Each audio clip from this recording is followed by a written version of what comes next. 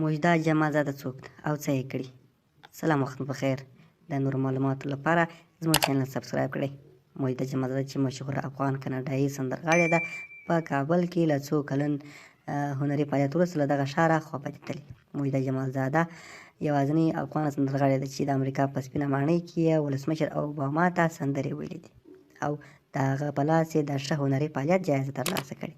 له دې پرته موجده ګڼې نورې جایزې هم ګټلې او د نړۍ په اغېزناکو او مشهورو ښځینهو کې شمارل شوې. موجده وایي چې پلار یې یو فیمینیست، د نارینه او ښځینه حقوقو د برابرۍ مدافع او مور یې د دې تر ټولو غوره ملګرې وه.